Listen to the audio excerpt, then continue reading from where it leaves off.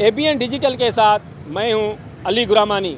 नाजरीन, 8 फरवरी को होने वाले इंतखाबात के सिलसिले में सारी सियासी पार्टियां इलेक्शन की तैयारियों में मसरूफ़ हैं, जिसकी वजह से इलेक्शन की गेमा गेमी दिन ब दिन बढ़ती जा रही है। मैं इस वक्त लारकाना में कौमी असम्बली के हल्का 194 में मौजूद हूँ। आइए यहाँ इस हल्के के लोगों से राय मालूम करते हैं कि वो इस हल्के से किस उम्मीदवार को, किस पार्टी को इस मरतबा वोट करेंगे।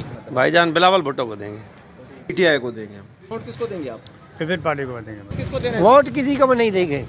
पीपल्स पार्टी को वोट नहीं देगा। देखे पीटीआई को देना चाहते, पीटीआई को ही दूंगा वोट। पीपी को वोट देंगे, तीर को, इमरान खान को, पीपी को। किसी को नहीं देंगे।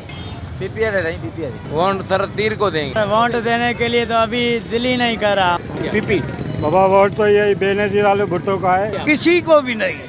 वोट पीपल्स पार्टी का है। वोट पीपी को देंगे। पीपी को देंगे भाई वोट। और किसको देंगे भाई हम तो वोट देंगे इमरान भाई को, पीपल्स पार्टी को। अब पाकिस्तान पीपी का है। पीपल्स पार्टी को, पीपल्स पार्टी, पीपल्स पार्टी को। Peoples Party Imran Khan. किसी को नहीं देंगे भाई पीपल्स पार्टी को देंगे। पीपीएफ है, पीपल्स पार्टी को देते हैं। पीपी को, नवाज शरीफ। किसी को नहीं देंगे अब। पीपल्स पार्टी के। पीपल्स पार्टी को, नवाज शरीफ को। पीपल्स पार्टी को देंगे हम। सर फिलहाल तो किसी को नहीं। हम पीपी को देंगे। भाई पीटीआई को देना भाई। पीटीआई को देंगे हम भी। पीपल्स पार्टी, इमरान खान साहब को, पीटीआई को। पीटीआई को देंगे। वोट उसको देंगे, पीटीआई को देंगे। इमरान खान जिंदाबाद। पीपल्स पार्टी यहाँ है ही वही, और कौन है? पीपी को देंगे, पीपी को। पीटीआई। असल में मैं पीपल्स पार्टी का बंदा हूँ, मैं पीपल्स पार्टी को ही दूंगा। हम भाई पीपी को देंगे। वोट हम जो है ना इमरान खान को देंगे। वोट हम पीपी को देंगे। पाकिस्तान पीपल्स पार्टी को देंगे। पीपी पीपी बाबा। वोट किसी को देना नहीं है भाई। पीपीआई देना है वोट। हम के बिलावल भुट्टो जरदारी साहब को जो है वोट करेंगे।